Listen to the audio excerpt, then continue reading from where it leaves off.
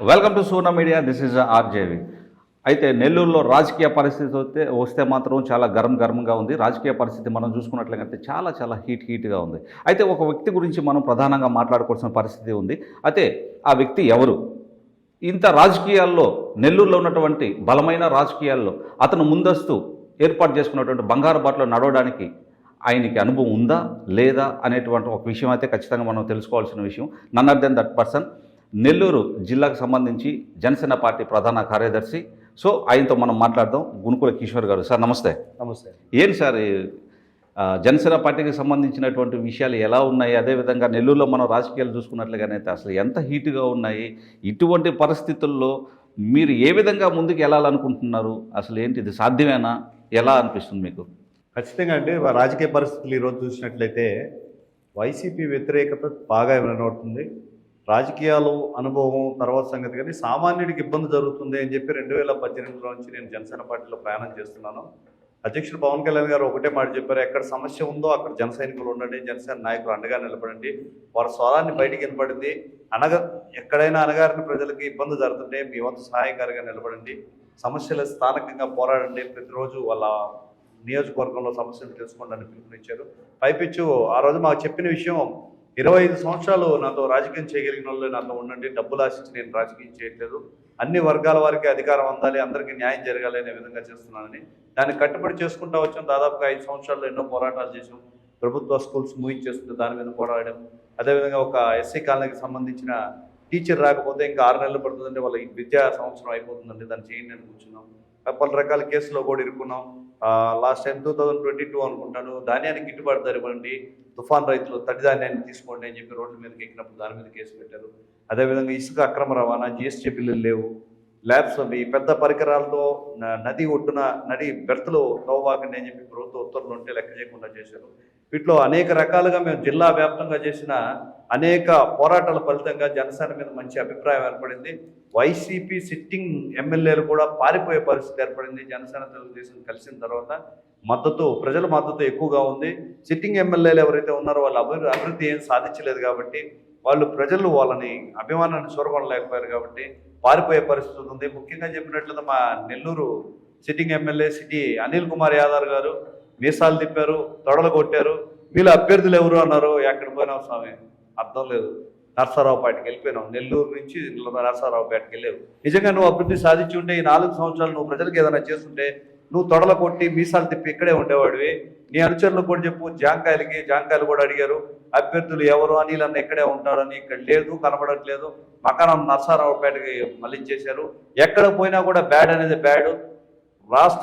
రాష్ట్ర వ్యాప్తంగా అసెంబ్లీలో మీరు కూర్చొని చేసిన వ్యాఖ్యలు, మీ ప్రవర్తన ఏదైతే ఉందో అది మొత్తం కూడా భారతదేశం మొత్తం కూడా చూసింది. మీ భాష, మీ ప్రవర్తన, మీ యాటిట్యూడ్, సినిమా ధోరణి ఇవన్నీ కూడా పోలవరం కాడి నుంచి స్టార్ట్ అయితే మొన్నటిదాకా నారాయణ గారా, మనుకునంద్ గారా అని అడిగేదాకా కూడా మీ ధోరణి సాగింది. ప్రజలు ఎవరు మీ ప్రవర్తనని ఒప్పుకునే పరిస్థితి లేదు. ఖచ్చితంగా ఎన్నికల్లో మీకు సమాధానం చెప్తాను. ఎస్ ఖచ్చితంగా ఈ అన్ని విషయాలు కూడా నేను డిస్కస్ చేస్తాను. అయితే ప్రజాప్రతినిధులు కొంతమంది మమ్మల్ని అడిగిన క్వశ్చన్, అసలు రాజకీయ ప్రస్తావన మీకు ఎలా స్టార్ట్ అయింది, అసలు మీ జీవన విధానం ఏంటి, అదేవిధంగా ఫ్యామిలీకి సంబంధించిన బ్యాక్గ్రౌండ్ ఏంటి, అసలు మీరు ఎక్కడి నుంచి వచ్చారు, ఏంటి, ఎలా ప్రస్తావన అనేది చాలామంది మమ్మల్ని అడిగిన క్వశ్చన్. ఫస్ట్ ఆఫ్ ఆల్ అదే ఒకసారి మీ అభిమానులకి వివరించండి. మాది నెల్లూరు అండి. నెల్లూరు సిటీలో నేను స్టార్ట్ చేసింది. నాన్న వచ్చి సామాన్య మధ్యతరగతి వ్యాపారానికి చెందినప్పుడు గాంధీ బొమ్మ సెంటర్లో మేము కూడా బ్యాగ్ షాప్ రన్ చేసుకుంటా ఉన్నాం. దాదాపుగా పిల్లలతో అందరితో కూడా షాప్లో దాదాపుగా మాకు 6 షాపులు ఉండే. 6 షాపుల్లో కూడా పిల్లలతో మంచి అభిమానంగా ఉండేవాడిని. నేను కాలేజ్ డేస్ నుంచి పవన్ కళ్యాణ్ గారిని అభిమానిస్తూ ఉండేవాడిని. ఎందుకంటే ఆయన సంపాదనలో ఎక్కువ శాతం ప్రజలకి ముందా లేకుండా చూసుకోకుండా దారిపోసారు. ఎన్నో సేవా కార్యక్రమాలు చేశారు. ఎంతమందిలో ఆపదల నుంచి కాపాడారు. ప్రజారాజ్యం పార్టీ అప్పుడు కామన్ మ్యాన్ ప్రొటెక్షన్ ఫోర్స్ అప్పుడు కూడా చూసాము. సామాన్య మధ్యతరగతి ప్రజలకి అండగా ఎవరైనా ఉండాలి, అది మనం అవ్వాలి అని చెప్పి చాలా భావాలు ఆయన తీసుకున్నాము. మన చెగోవీరా స్ఫూర్తి ఆయన దగ్గర ఉంది. ప్రతి వర్గానికి కూడా న్యాయం జరగాలి, అన్ని వర్గాలకి అధికారం అందాలి, వాళ్ళ అభివృద్ధి పడాలి అనే విధంగానే ఉంది. అప్పట్లో కూడా మమ్మల్ని ప్రజారాజ్యం పార్టీ కూడా ఇన్స్పైర్ అయింది. దురదృష్టవశాత్తు దాన్ని డిజాల్వ్ చేశారు. 175 స్థానం ఆ రోజుల్లో ఉన్న పరిస్థితుల్లో బీసీలకి, ఎస్సీలకి, ఎస్టీలకి ఎక్కువ సీట్లు కేటాయించింది. అదేవిధంగా మొట్టమొదటి సీటు కూడా తుపాకుల మునెమ్మ గారికి ఒక బలహీన సామాజిక వర్గానికి చెందిన వ్యక్తిగా ఇవ్వనుంది. అక్కడి నుంచి స్ఫూర్తి అట్లే ఉంది. ఎన్నికలుగా ప్రత్యక్షంగా ఎన్నికల్లో రాజకీయాల్లో మాకైతే దూరంలో 20 సంవత్సరాలు బిజినెస్ చేసుకుంటానే ఉన్నాను. 20 సంవత్సరాల తర్వాత లాస్ట్ కోవిడ్కి ముందు ఒక ఎకనామికల్ గ్యాప్ వచ్చింది. ఆ బిజినెస్ అంతా చాలా స్లో అయినది. మార్కెట్ మొత్తం భారతదేశం మొత్తం తెలిసింది. అదేవిధంగా మాకు కూడా గ్యాప్ వచ్చింది. అభిమాన నటుడికి అభిమానించే పార్టీకి నేను ఏదైనా చేసుకుంటాను. 2018లో నేను పవన్ కళ్యాణ్ గారికి దగ్గరగా చూడడం, అలాగే ఆ రోజు కూడా ఇట్లాంటి సమావేశం జరిగింది. ఆ రోజు కూర్చొని చెప్పారు, నాతో పాటు 10 ఏళ్ళు 25 ఏళ్ళు ప్రయాణించగలిగిన వాళ్ళు నాతో రండి. ఇప్పుడున్న రాజకీయాలని, డబ్బులతో కూడుకున్న రాజకీయాలని, దోపిడీ వ్యవస్థని, ఈ దుర్మార్గాల్ని మనం అబాలిష్ చేయాలంటే దాదాపుగా దశాబ్ద కాలం పడుతుంది. నా బాటలో నన్ను నచ్చి ప్రయాణించే వాళ్ళు రండి. ఇప్పటికిప్పుడు నీళ్ళు లీడర్స్ అయ్యేది వల్ల ఎవరు నన్ను నడవద్దు. సమస్యల మీద అండగా నిలబడండి. ఎవరైతే ఆర్తులు ఉన్నారో, 15 వర్గాలకు వారు చెందున్నారో వాళ్ళకి ఏదైనా సమస్య వస్తే మీరు వెళ్ళి నిలబడండి అని మాకు ఆ రోజు చెప్పి స్ఫూర్తిని ఇవ్వడం జరిగింది. అదే పాటలో మేము సాగుతూ ఉన్నాం. ఆ రోజు జిల్లా స్థాయి పదవులు వచ్చిన తర్వాత కూడా దాదాపు 10 నియోజకవర్గాల్లో ఎక్కడ ఇబ్బంది ఉంటే అక్కడ ఈరోజు మనం నిలబడ్డాం. 2019 ఎలక్షన్లో ఎంత మెజారిటీ సాధించిందో, ఆ మెజారిటీ సాధించిన తర్వాత 10 out of 10 నెల్లూరు రైతులకి దాదాపుగా రాచరికం సాగింది. అభిమాన పార్టీ స్టేటస్ పెట్టుకున్నా, లేకపోతే మా అభిమానుని పొగడుకుదా ఏదైనా వాట్సాప్లో పెట్టినా కూడా వాళ్ళని తీసుకెళ్లి పోలీస్ స్టేషన్లో కూర్చోబెట్టే పరిస్థితి. అయినా 2019లో జరిగిన ఎలక్షన్కి అసలు 10 out of 10 కదా. అసలు ఆ మూమెంట్లో మీరు చెక్ చేసుకున్నారంటే అప్పుడప్పుడే స్థాపించబడిన పార్టీ కాబట్టి అంత ప్రభావితం లేదండి. మానవుడు ఇప్పటికీ ఏమంటారు, సెన్సిటివ్ మ్యాటర్స్కి అట్రాక్ట్ అవుతారు. ఆ రోజు జగన్మోహన్ రెడ్డి గారు ఉన్న ప్రతి దాన్ని విమర్శించారు. కరెంటు బిల్లు పూర్తిగా తగ్గించేస్తా అన్నారు, సిపిఎస్ విధానాన్ని రద్దు చేస్తా అన్నారు, మద్యపాన నిషేధం అమలు చేస్తానన్నారు. ఏ ఒక్కరు కూడా అతను నిలబెట్టుకోలేకపోయినా కూడా ఎన్ని సెన్సిటివ్ మ్యాటర్స్ సామాన్య మధ్యతరగతి ప్రజలకి గుండెలకు హత్తుకున్నాయి. ఒక్క ఛాన్స్ అని అడుక్కున్నాడు. ప్రజల మధ్య తిరిగాడు, హత్తుకోవడం, ముద్దులు పెట్టుకోవడం. ఈరోజు ఆయన చూడాలంటే కూడా దాదాపు కొన్ని ప్రాంతాలకు చెందిన వాళ్ళైతే 4 సంవత్సరం దాటిపోయిందని ముర్రో అంటున్నారు. ఆ సెన్సిటివ్ మ్యాటర్ హత్తుకునే 10కి 10 వచ్చాయి.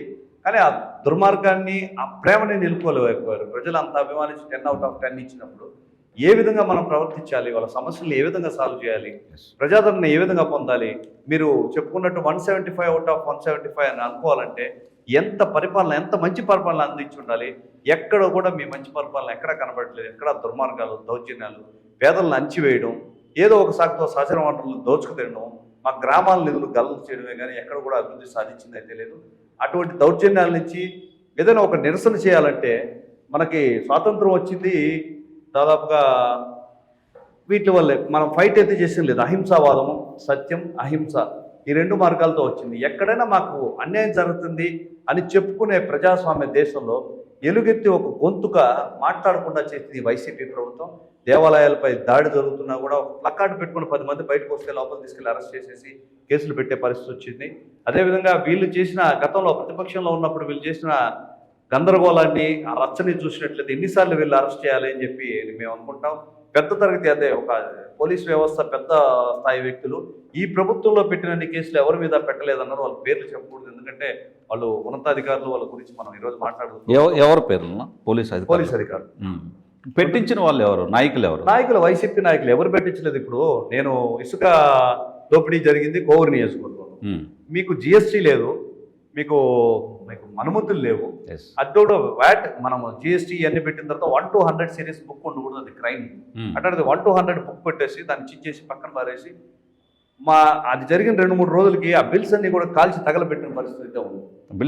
జిఎస్టీ నెంబర్ ఉంది కానీ 1 to 100 ఉండకూడదు. ఏ రోజుకి ఆ రోజు చిచ్చేసుకొని పారేసుకొని ఏ విధంగా లెక్క. ఈరోజు మనం మార్చి స్టార్ట్ అయిందండి, మార్చి ఎండ్ అయిన తర్వాత ఏప్రిల్ 1 నుంచి 1 నెంబర్ సీరియల్ అయితే 100 అయిపోయిన తర్వాత 101, 102, 103 రూపాయలు. ఆ రోజు నేను 4 గంటల నుంచి, ఉదయం 4 గంటల నుంచి మధ్యాహ్నం 11 గంటల దాకా దాదాపుగా 6 లక్షల రూపాయలు ఇసుక, దాదాపుగా 40 నుంచి 50 బిల్స్ వెళ్ళారు. ఆ 40-50 బిల్స్ కూడా 1 to 100 సిరీస్తోనే ఉన్నాయి. అది న్యాయమైనప్పుడు మేము ఫోటోలు తీసుకొని బిల్ బుక్ పక్కన పెట్టుకున్నప్పుడు బిల్లు తీసుకెళ్ళిపోవడం, వాటిని మాకు ఇప్పటికీ జెరాక్స్ ఉన్నాయి, ఈ జిఎస్టీలో పెట్టుంటారా లేకపోతే అనుమతులు ఉన్నాయని తెలియకపోవడం అనేది దారుణం. ఎట్లా వీలైతే అట్లా దోచుకున్నారు. అక్కడికి వెళ్ళి సెబ్ అధికారులు, ఇసుక సెబ్ అధికారులకు ఫోన్ చేస్తే మమ్మల్ని ఇన్వాల్వ్ చేయడం బాకండి, ఇది పెద్ద మ్యాటర్, మమ్మల్ని ఇన్వాల్వ్ చేయొద్దు అని చెప్పడం. అక్కడి నుంచి మళ్ళీ మాకు పోలీస్ స్టేషన్ చేస్తే ఇది మాకు సంబంధించింది కాదు, సెబ్ తీసుకెళ్ళండి అన్నారు. వాళ్ళు కంప్లైంట్ చేస్తే పోలీసులు వచ్చి మీరేంది ఇక్కడ దౌర్జన్యం చేస్తున్నట్టు, ఇది అధికారమైన చర్య, ప్రజా సహజ సంపద దోచుకు తింటున్నారంటే కూడా పట్టించుకోకుండా మా మీద కేసులు పెట్టారు. ఆ విధంగా కోవూరు నియోజకవర్గం. అదేవిధంగా నెల్లూరు సిటీ చూసినట్లయితే ఆ మూలాపేట సెంటర్లో ఒక ఏరియాని 1 year అయినా కూడా మీరు రోడ్లు గతుకులుగా ఉన్నాయి, మీరు రోడ్లు వేయలేదు, రోడ్లు వేయండి అని చెప్పి ఒక నిరసన ప్రదర్శించిన దానికను దాని మీద కూడా కేసు కట్టారు. నెల్లూరు మళ్ళీ అదేవిధంగా కాకాని సర్వేపల్లికి సంబంధించిన విషయం అయితే పవర్ ప్లాంట్లో వాళ్ళ సామాజిక వర్గానికి చెందిన ఒక వ్యక్తికి ఉద్యోగం ఇప్పించడానికి 18 సంవత్సరాలుగా పనిచేస్తున్న ఒక గిరిజనుని విధుల నుంచి తొలగించారు ఏ కారణం లేకుండా. ఆ గిరిజనులకు మద్దతుగా నిలబడినందుకు సర్వేపల్లి నియోజకవర్గం నుంచి కాకాని గారు కేసు పెట్టారు. అదేవిధంగా వైఎస్ఆర్సీపీ అధికారులంతా కూడా ఒకే నానుడు, ఎడైనా అన్యాయం గురించి ప్రశ్నిస్తే వాడిని లోపలేయాలి, వాడిని శిక్షించాలి, పలు రకాల సెక్షన్లు పెట్టాలి అని బయట కూడా చాలా వరకు ఇదే టాక్ వస్తుంది. అంటే యాజ్ యూజువల్ అంటే ఇంటర్వ్యూ జరుగుతుందని కాదు, కానీ వాస్తవానికి ప్రజాప్రతినిధుల్లో మేము ఒక పార్టీ అనేది లేకుండా, మతం కులం లేకుండా మేము తిరుగుతూ ఉంటాం యాజ్ ఎ జర్నలిస్టులుగా. ప్రజల నుంచి కూడా వ్యతిరేకత అనేది ఖచ్చితంగా వస్తుంది. వ్యతిరేకత అంటే పార్టీకి సంబంధించా లేకపోతే ఇంకోటి అని కాదు. కాకపోతే ఏంటంటే ఏదైనా మాట గొంతిపి మాట్లాడంటే భయపడేసి ఉంటే భయాందోళన పరిస్థితుల్లోకి ప్రజలు వెళ్ళిపోయి, ఇదైతే ఖచ్చితంగా వాస్తవం. కానీ ఒక విషయం మీరు అన్నారు, కేసు పెట్టారు నా మీద అంటే ఇసుక సంబంధించి. సహజ సిద్ధంగా వస్తున్నటువంటి అంటే ప్రకృతిలో దొరుకుతున్నటువంటి ఏది కూడా ఖరీదు కొనకూడదు అనేటువంటిది ఒక రూల్ అనేది ఉందని నాకు తెలిసింది. ఆ విధంగా కరెక్టే కదా, అది సహజ సిద్ధంగా దొరికే పదార్థాన్ని కూడా మీరు గాలి, నీరు, అవన్నీ మట్టి, దానికి ఒక పద్ధతి ఉందండి. అంటే నాకు సంబంధించిన ఒక రాష్ట్ర వ్యాప్తంగా నాకు తెలియదు, కానీ నేను జిల్లాలో అబ్జర్వ్ చేశాను. ఫస్ట్లో ఆ వర్డ్ ఏంటనే కొద్దిగా ఇబ్బందికరంగా ఉంది. భూమిలో ఉన్న నీరు దోపిడీ అని నాకు అర్థం కాలేదు. సర్వేపల్లి నియోజకవర్గంలో మేము అక్కడికి వెళ్ళి ముత్తుకూరులో చూసినట్లయితే పెద్ద పెద్ద పరిశ్రమలకి అనుమతులు ఇచ్చేసారు. భూగర్భ జలాలు అట్టడికి పోయి అక్కడ ఉండే స్థానిక రైతులు ఎవరైతే ఉన్నారో ఆ రైతులకన్నిటికీ నీళ్ళు అందక ఈ ఎండిపోయే పరిస్థితి ఉంది. ఇది దారుణమైన ప్రశ్న. నాకైతే నా సబ్జెక్ట్లో నేను వ్యాపారస్తుంది కాబట్టి నాకు దూరం తెలియదు కాబట్టి అదంటే నిజంగా బాధేసింది. అక్కడ సంబంధించిన వాళ్ళకి వాటర్ లేకపోవడం, ఈ భూగర్భ జలాలన్నీ పరిశ్రమలకు ఉపయోగించుకోవడం, ఈ పరిశ్రమలో ఏ విధంగా వాళ్ళకు ఉపయోగపడకపోవడం. ఇప్పుడు సర్వేపల్లి నియోజకవర్గం చూస్తే థర్మల్ ప్లాంట్స్ ఎన్ని ఉన్నాయి, పరిశ్రమలు ఎన్ని ఉన్నాయి, స్థానికంగా వాళ్ళకి ఆధార్ ఇప్పుడు ఏపీ జెన్కో కూడా అక్కడ ఉంది. ఆ రోజు స్థానిక ప్రజలకి ఇంత శాతం ఉద్యోగాలు ఇస్తాం, ఈ పొల్యూషన్కి పక్కన చుట్టుపక్కల రేడియేషన్ ఎవరైతే ఉందో వాళ్ళందరినీ దూరం పెడతాం అన్న పరిస్థితి ఆ రోజుల్లో వాగ్దానం చేశారు. ఇప్పటికీ కూడా జరగలేదు. ఉద్యోగాలు కల్పించకపోగా కాలుష్యాన్ని మా మొఖాన వదిలి దోపిడీని తీసుకెళ్తున్నారు. అదేవిధంగా ఇసుక విషయానికి వస్తే 3 అడుగులు 4 అడుగులు కొన్ని డయామీటర్స్ ఉన్నాయి. డయామీటర్స్ నుంచి తీసుకోకూడదు. పర్టికులర్గా నది మధ్యలోకి వెళ్ళి అక్కడ తవ్వకడం, భారీ యంత్రాలతో తవ్వకడం వల్ల ఏముందంటే పైనుంచి వరద వేడులు వచ్చినప్పుడు ఒకసారి ఆ గుంటలో మునిగి గ్రామాలు మునిగిపోయే పరిస్థితి ఉంది. ఆ ఇసుక దోపిడీ అనేది దారుణం. ఇంకోటి ఏంటంటే కనిగిరి రిజర్వాయర్, అంటే కోవూరు నియోజకవర్గానికి చెందిన కనిగిరి రిజర్వాయర్లో సహజ వనరులతో గ్రావెల్తో ఒక కొండ ఏర్పడింది. ఏదైనా వరదలు వస్తే ఆ కొండ దాదాపు 18 గ్రామాలకి అది అడ్డుకట్ట. దాదాపుగా ఒక 4 ఎకరాలు ఉన్న దాన్ని అక్కడ కనిగిరి రిజర్వాయర్ ఏడంతో దాని నుంచి 30 అడుగులకే ఆపేసి మిగిలిందంతా దాదాపుగా 30 నుంచి 40 అడుగులు తవ్వేసింది. ఎన్ని కోట్ల రూపాయలు వెనకేస్తున్నారు. పైపెచ్చు మా గ్రామ నిధులన్నీ పథకాలు, సంక్షేమాలు అంటూ మళ్ళిచ్చేసి గ్రామాలు నిర్వీర్యం చేశారు. చుట్టుపక్కల గ్రామాల్లో ప్రజలకు అవగాహన లేక మా ఊరు నుంచి ఇసుక తీసుకెళ్లే క్రమంలో భారీ యంత్రాలు పోతున్నాయి, మా రోడ్లు పాడైపోతున్నాయి, చిన్న చితక ఇల్లు పగులు పడుతున్నాయని అనుకుంటున్నారే కానీ సహజ వనరులు మన సంపద, దేశ సంపద, దీని రెవెన్యూ కూడా మనకు చెందాలని వాళ్ళు మర్చిపోతున్నారు. ఎంతసేపటికి వాళ్ళు కనిపించేస్తున్నారు. రోడ్లు ఎందుకు వేయట్లేదంటే నిధులు లేవంటున్నారు. మీరు దోచుకు వెళ్ళిన దానిలో 2%, 3%, 5% వేస్తే మా గ్రామాలు అభివృద్ధి పడిపోయండి. ఇక్కడ ప్రభుత్వ సంస్థలన్నీ నిర్వీర్యం చేస్తున్నారు. స్కూళ్ళు అయితే ఇంకోటి. ఈరోజు కూడా మనం చూసాం, డిఎస్సి నోటిఫికేషన్ 27,000 మందికి ఇవ్వాల్సి ఉంటే 6,000 మందికి కూడా ఇవ్వలేని పరిస్థితి. ఆ రోజుల్లో 23,000 నుండి 8,000 ఉద్యోగాలు వదిలితే ప్రతిపక్షాలు గోల చేసిన ముఖ్యమంత్రి ఇది ఏ విధంగా సరిపోతారనుకుంటున్నారు? ఇది కేవలం ప్రభుత్వ విద్యా సంస్థలు నిర్వీర్యం చేసే విధానమే అని నాకు అనిపిస్తుంది. నాడు నేడు కార్యక్రమాలు పెట్టి బ్రహ్మాండంగా చేస్తున్నాం అని చెప్తా ఉన్నారు. మరి నాడు నేడు కార్యక్రమం మీద మేము పెద్ద ప్రోగ్రామే చేద్దాం అనుకున్నాం. సరే, ఆర్టీలు పెడితే నా సరైన సమాచారం లేదు. నాడు నేడు కింద అధికారం ఎవరికి ఇచ్చారంటే స్థానిక హెడ్ మాస్టర్లకి, టీచర్స్కి హక్కులు ఇచ్చి ఈ ఫండ్ ఇంత ఖర్చు పెట్టమన్నారు. మనస్ఫూర్తిగా వైఎస్ఆర్సీపీ నాయకులు కానీ, నెల్లూరు జిల్లాలో ఉన్న హెడ్ మాస్టర్లు, టీచర్స్ ఎవరైతే ఉన్నారో న్యాయంగా ఖర్చు చేశారా? నెల్లూరు జిల్లాలో నాడు నేడు పథకం కింద శ్వేతపత్రం విడుదల చేసి ఇంత డబ్బు ఖర్చు అయింది, ఇంత డబ్బు బ్యాలెన్స్ ఉంది, ఈ స్కూల్ని ఇంత అభివృద్ధి పరిచయామని చూపించగలరని నేను సభాముఖంగా అడుగుతున్నాను. ఒక్కటి కూడా కేవలం రంగులు వేసి చేతులు దులుపుకున్నారే కానీ స్కూళ్ళు అభివృద్ధి చెందిందో తెలియదు. ప్రైవేట్ పరం చేయడానికి స్కూళ్ళను మెయింటైన్ చేయలేక ఈ ప్రభుత్వం అన్నింటినీ కూడా నిర్వీర్యం చేసే పరిస్థితి ఉంది. ఇవన్నీ కూడా ఏంటంటే ఆల్మోస్ట్ ఆల్ ఎలక్షన్ స్టార్ట్ అయ్యే పరిస్థితి మనం వచ్చేసాయి. మరి ఎన్ని రోజులు మీరు చూశారు, మేము చూసాం, ప్రజాప్రతినిధులు అందరూ చూశారు. సో ఓకే, అయితే ఫైనల్గా ఇప్పుడు ఏంటంటే ఎలక్షన్ మూమెంట్ కాబట్టి అయితే మెయిన్ పాయింట్కి రావాలంటే మీకు జానీ మాస్టర్కు ఉన్నటువంటి సంబంధం ఎటువంటిది, అసలు ఎలా మీ పరిచయం ఏర్పడింది, ఎప్పటి నుంచి? జానీ మాస్టర్ నాకు ఒక 6 ఇయర్స్ నుంచి తెలుసు. ప్రశాంత్ గౌడ్ అని నా తమ్ముడు, అతనికి బాగా దగ్గరగా ఉంటాడు.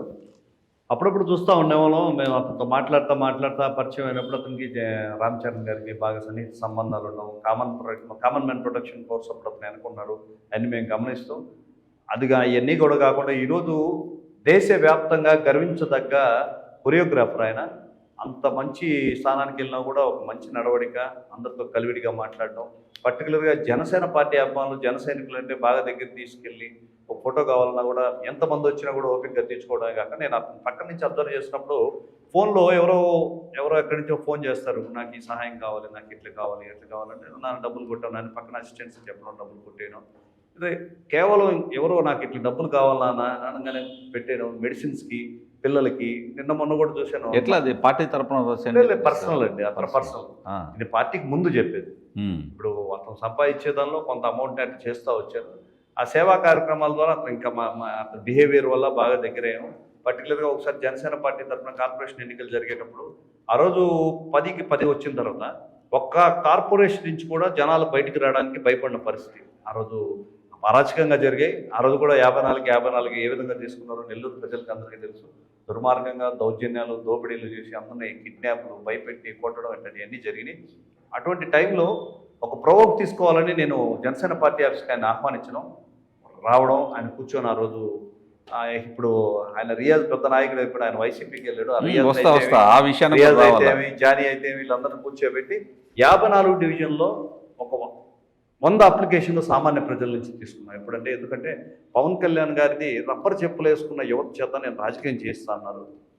వాళ్ళ సమస్యలు ఏందో వాళ్ళకి అవగాహన ఉంటుంది. ఏసీలో, కారులో, బెంచ్ కారులో తిరిగే వాళ్ళకి సమస్యల గురించి అవగాహన ఉండదు. పేద ప్రజలకు ఏం కావాలనే అవగాహన ఉండదు. ఏదో ఇచ్చాం, ఏదో నొక్కాం అనుకుంటారు.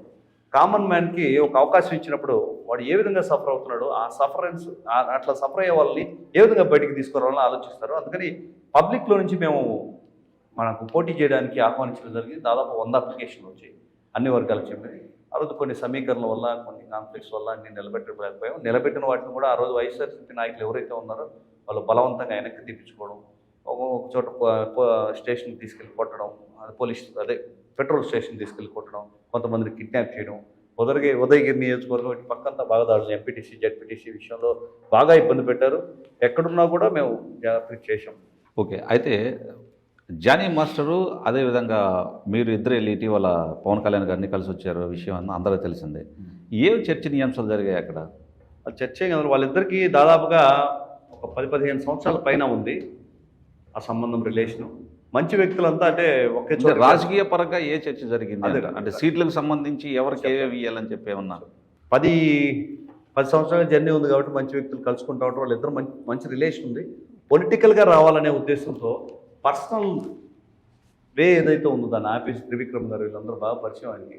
వాటిని వదిలేసి డైరెక్ట్గా నా దగ్గరకు వచ్చి పార్టీ ఆఫీస్తో కలవాలని ముందు నాగేంద్రబాబుని కలిసాం, తర్వాత మా నదుల మనోహర్ గారిని కలిసాం, తర్వాత పవన్ కళ్యాణ్ గారిని కలవడం జరిగింది. పవన్ కళ్యాణ్ గారే ఆయన గురించి చెప్పారు, ఈయనేం చెప్పలేదు. నేరుగా వెళ్ళగానే ఏం జానీ అంటున్నావు, common man protection force party dissolve చేసిన తర్వాత మీరందరూ వెళ్ళి మీ వృత్తులు చూసుకోండి, ఇవన్నీ చేసుకోండి, మీరు బాగా లైఫ్లో సెటిల్ అవ్వండి అని చెప్పి పంపించాను. ఆ రోజు నేను చెప్పిన మాటని తీసుకొని ఈరోజు ఒక రేంజ్లో ఉండవు, భారతదేశం స్థాయిలో గర్వించదగ్గ స్థాయిలో కొరియోగ్రాఫర్ ఉన్నారు. We're proud of you. మీకు మంచి నాలెడ్జ్ ఉంది, మీకు మంచి మాట ఉంది, నాతో ఉండండి, మిమ్మల్ని నాయకుడిని చేస్తానన్నారు. ఇప్పుడు మాకు 2018లో చెప్పినా ఇప్పుడు చెప్పినా ఆయన ఇప్పటికిప్పుడు మమ్మల్ని నాయకులు చేస్తున్నారు. నాతో ప్రయాణించండి, మీకు మంచి భవిష్యత్తు ఇస్తాను, మిమ్మల్ని నాయకులు చేస్తానని చెప్పారు. అదేవిధంగా కూడా సాగింది. మీకు ఎక్కడైనా కోరిక ఉందా అని అడగడం పడి నేను పిలిచినప్పుడు నువ్వు రా అనడం జరిగింది. నేను ఇక్కడ కోరిక ఉందని జానీ గారు కూడా చెప్పలేదు. నేను ఇలా ఈ షూటింగ్స్ అన్ని క్లియర్ చేసుకుందండి, ఎలక్షన్లో నన్ను ప్రయాణించిందని మాత్రమే చెప్పాను. ఓకే, అక్కడ మీరు కంపేర్ చేసుకున్నారు అంటే పవన్ కళ్యాణ్తో ఏదైతే చర్చనీయాంశం జరిగిందో అతన్ని ఇక్కడ నెల్లూరుకి ఒక అభ్యర్థిగా ప్రకటించాలనేటువంటి విధానంలో వచ్చేసారనమాట. సో వచ్చిన తర్వాత ఇక్కడ ఉన్నటువంటి నాయకులు ఎవరన్నా మీకు స్వాగతం పలికారా?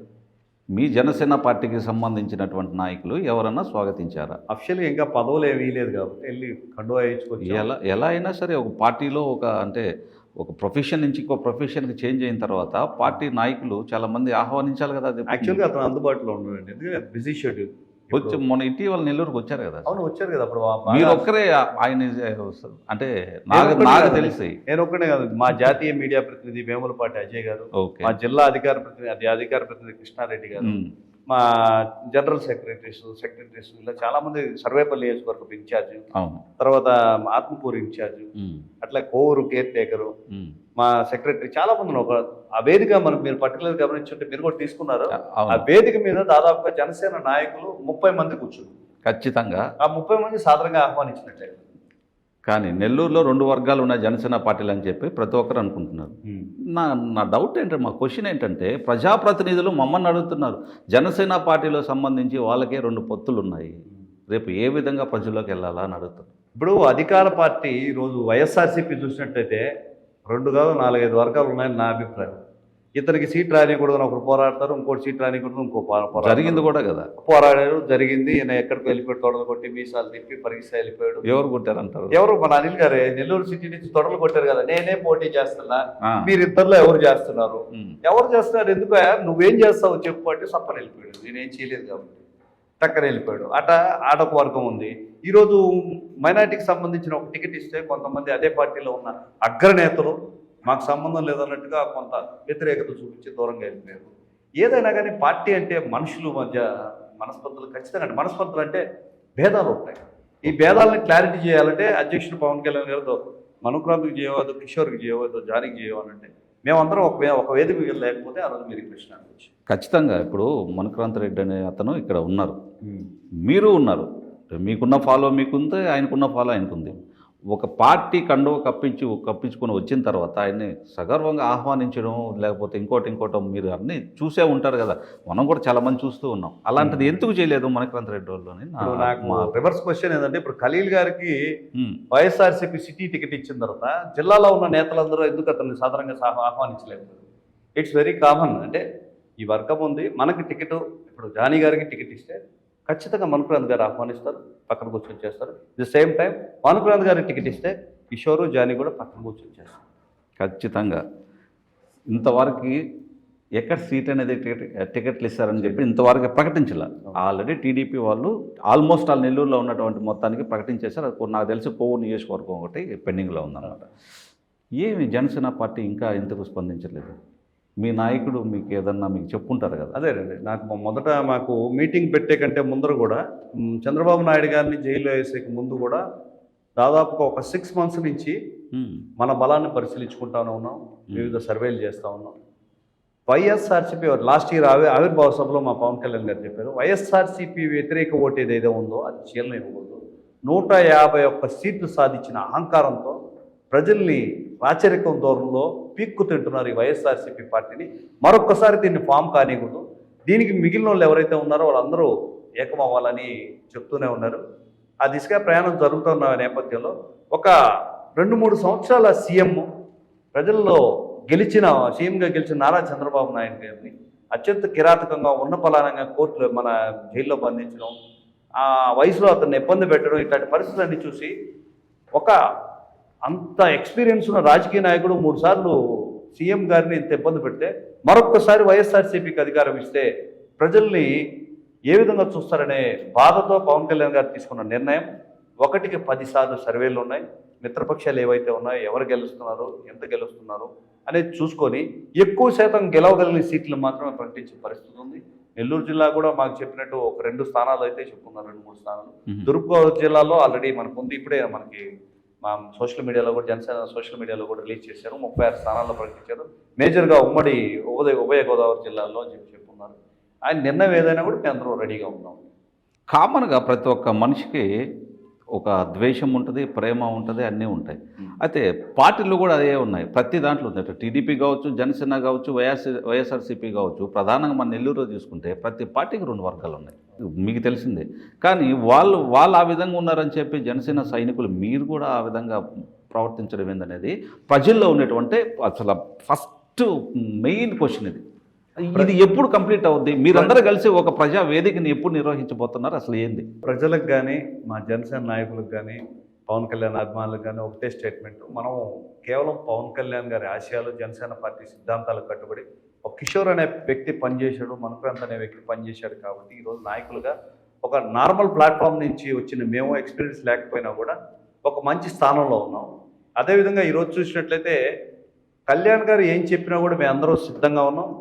అభిప్రాయ భేదాలు ఉంటాయేమో కానీ వర్గాలు ఏం లేవు. ఇక్కడ జనసేన పార్టీ కోసమే తిరుగుతున్నాం. నేను తిరిగినా మా జనసేన లోగో వేసుకొని మా గాజు గ్లాస్ ఓటు వేయండి నేను తిరుగుతున్నాం. అదేవిధంగా మనుప్రాంత్ అట్లే తిరుగుతున్నాం, ఇంకోరు కూడా అట్లే తిరుగుతున్నారు. ప్రస్తుతానికి అభ్యర్థి ఎవరైతే ప్రకటించలేరు కాబట్టి ఎవరు ఆశావాహం అది మనిషి ఆశావాది, ఎవరి పాటికి వాళ్ళు ఊహిస్తారు. నాకే రావాలని నేను అనుకుంటాను, మీకే రావాలని మీరు అనుకోవచ్చు. ఎవరి పాటికి వాళ్ళు వాళ్ళ వర్గాన్ని ప్రిపేర్ చేసుకుంటున్నారు. ఫైనల్గా టికెట్ ఏదైతే ఉందో అన్ని వర్గాలు కూడా పనిచేస్తాయి. ఈ జన సైనికులకి ప్రజలకు కూడా నేను మెసేజ్ ఇస్తాను. ఖచ్చితంగా ఏదైనా ఒక నియోజకవర్గానికి మీకు ఏదైనా ఒక సీటు ఇచ్చారంటే మీరు ఎటువంటి అభివృద్ధి కార్యక్రమాలు చేస్తారు? అదేవిధంగా ఇంకొకటి దీనిలో చెప్పే ముఖ్యమైన విషయం, వైఎస్ఆర్సీపీ ఏదైతే ఇప్పుడు చేస్తున్నారో అవతల వాళ్ళు ఎవరన్నా గొంతు లేపితే మేము ఇది చేస్తాం అది చేస్తామని చెప్పి ఇంతకుముందు మీరు అన్నారు. అదేవిధంగా మీరు కూడా చేస్తారా? మాటకు మాట, చెల్లుకు చెల్లు, అదేవిధంగా మీరు కూడా కొనసాగిస్తారా? ఈరోజు మనం ప్రజల్ని చూసినట్లయితే 100 మందిని మనం ప్రశ్నిస్తే దాదాపుగా ఒక 20-30 మంది వైఎస్ఆర్సీపీ అనుకున్న మిగిలిన 60 మంది మిగిలిన పార్టీకి మద్దతుగానో లేకపోతే చెప్పకుండానో ఉండిపోతున్నారు. అంటే కేవలం 30% మాత్రమే ఈరోజు వైఎస్ఆర్సీపీ ప్రజాదరణ ఉంది, 70% లేదు. ఎందుకయ్యా అంటే వాళ్ళు చేసే పనులు అంటున్నాయి. మేమేం చెప్పాం ఈరోజు కూడా మా మేనిఫెస్టోలో పెద్ద పెద్ద విషయాలు ఏముండవు, అన్నీ నార్మల్గా ఉంటాయి. ఉచిత విద్య వైద్యం అనేవి అందరికీ అందజేస్తాం, సహజ వనరులను దోపిడీ చేయం, అదేవిధంగా న్యాయమైన కోరికలు ఏవైతే ఉన్నాయో అని పిలిపించి మాట్లాడటం ఇట్లాంటివి ఉంటాయి. ఇంత దరిద్రంగా అయితే చేయరు. పవన్ కళ్యాణ్ గారు క్లియర్ స్టేట్మెంట్ ఇచ్చారు లాస్ట్ టైం మా సభల్లో, మన అభ్యర్థులు ఎవరైనా కానీ నేరుగా పవన్ కళ్యాణ్ గారు నిలబడుతున్నారని మీరు చేయండి, వాళ్ళు ఏదైనా అన్యాయం చేస్తే నా దగ్గరకు వచ్చి మాట్లాడి నేను వాళ్ళ తరఫున జవాబు చెప్తానని చెప్పి మాకు క్లియర్ ఇన్స్ట్రక్షన్స్ ఉన్నాయి. ఇప్పటికి కూడా నేను గర్వంగా చెప్పగలుగుతున్నాను, 2018 ఎలక్షన్లు అప్పుడైతే అని ఇప్పుడు ఎలక్షన్లకైతే మేము ఇంత డబ్బు పెడతాము, ఇంత వాతావరణం తీసుకొస్తాం, మాకు సీట్లు ఇవ్వండి అన్న వాళ్ళకి ఈ రోజుకి కూడా పవన్ కళ్యాణ్ గారు ఇవ్వడం లేదు. పైపించి మా నాయకులందరూ కూడా ప్రిపేర్ అయి ఉన్నారు. కోట్ల రూపాయలు వెచ్చించి మీరు నాయకులు కావడానికి ప్రయత్నించబాకనే ఆ కోట్ల రూపాయలు ప్రజల మీద సంపాదించడానికి, అదేవిధంగా సహజ వనరులు దోచుకుతినడానికి మీకు అవకాశం లేదు. మేము చాలా క్లియర్గా ఉంటాము. మంచి సిద్ధాంతాలతో మంచి ఆశయాలతో వచ్చిన జనసేన పార్టీ హేతుబద్ధంగా మీరు ఎదగండి అని మాకు క్లియర్ ఇన్స్ట్రక్షన్స్ ఉన్నాయి. ఏది కూడా ఈరోజు మన అంగన్వాడీ టీచర్స్ అయితేవి, మన మున్సిపల్ కార్మికులు అయితేవి, ప్రభుత్వ ఉద్యోగులు అయితేవి మహా కిరాతకంగా ట్రీట్ చేస్తుంది ప్రభుత్వం.